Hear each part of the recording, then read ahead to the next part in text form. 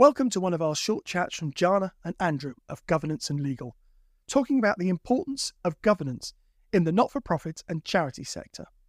Jana and Andrew have been working together for almost 20 years now, and both are qualified lawyers specialising in governance for this sector, advising 50 organisations on their governance. So in this chat from G&L, we're going to be talking about board effectiveness, and this is the first part of a two-part conversation. So look out for the second part. Jana, hello, how are you? Hi, Mark. Good, thank you. Okay, board effectiveness. Why is it so important? Well, it's important because it's part of most and perhaps all governance codes, which will apply to various sectors in the UK. But essentially, it's about how good the board is in what they do. So this covers a lot of criteria, and there are many, many elements to it. But perhaps we can just boil it down to a few. Ultimately, the effectiveness of the board of a housing association or a charity sets the foundation of the quality of the governance of the organization, and that has a major impact on the performance of the business. And then also, it's very closely linked to the quality of the most important decisions that are made in an organization. It also sets the tone of the organization. And here we're talking about the culture of the organization, which is paramount to its success or failure in achieving its mission and goals.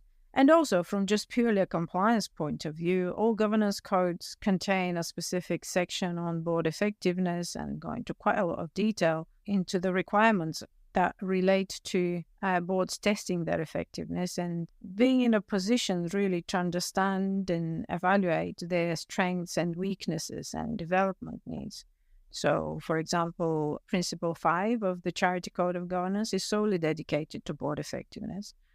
And there are two quite extensive sections in the NHF Code of Governance, which applies to housing associations. And there are sections on board effectiveness in the current and the new UK Corporate Code of Governance also. So, yes, board effectiveness is pretty fundamental to the successful running of an organisation. Okay, so we've talked about how board effectiveness is important, but how do we know that the board is effective?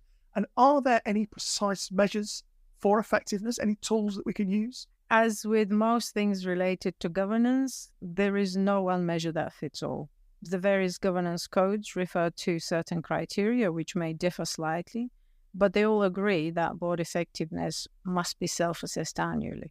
Some expressly recommend that it's externally evaluated every 3 years. For example, the Charity Code of Governance requires external board effectiveness evaluation every 3 years, and it's also widely accepted as good governance practice in the social housing sector. An internal self-assessment is usually carried out each year prior to the housing association or charity's accounts and financial statements being filed and published. And this is because these usually contain, or at least they should contain, a statement in relation to the level of compliance with the organization's chosen code of governance.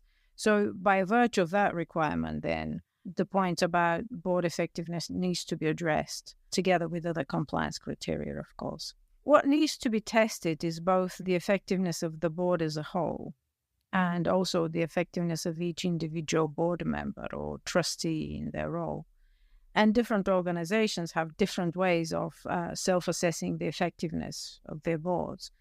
Usually bigger charities, bigger housing associations, they adopt a more formal, often question-based approach to this process, which can be quite extensive and detailed. Smaller housing providers or charities may opt for a lighter version of the process. Either way, there are specific questions that need to be addressed in the process, and the process should be formal and documented. So what are the signs that we need to look for to spot a board that is not effective? Yes, there are many forms of dysfunction, and every board is individual. It's a unique collection of people, and they create their own microclimate.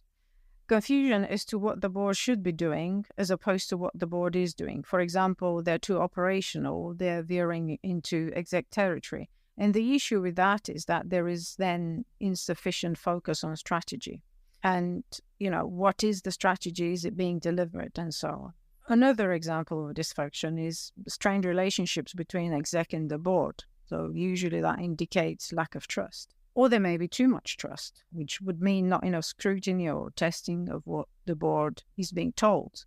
Another issue is the board is just being asleep at the wheel, not really paying attention to what they should be doing and the current position of the organization and where it's going. There could be too much time spent looking in the rear view mirror and therefore not planning for the future. Or there could be tolerating ineffective board members. There may be also an issue with not setting time aside to evaluate its own performance. Or there's poor chairing. And also there's could be an issue with a board which lacks diversity. Jana, I just wanted to add that I'm aware of a board where the exec were very passive and did not actively propose change to the board. This happened really because some of the exec team were underperforming and the board lacked confidence in their ability to adequately lead the organisation, and the board therefore felt the need to step in and fill the leadership void. This quite understandably created frustration among the exec directors, and the solution was to deal with the problem at source, and when the CEO and certain other directors were replaced by the board then felt able to resume their normal role of governance oversight and allow the exec to lead the business. Thank you very much, Andrew, and thank you very much, Jana, for your insights into board effectiveness. That's part one. If you want to hear part two, then all you need to do is follow GNL on LinkedIn and it will pop up there, so you'll be able to listen to it very, very soon indeed.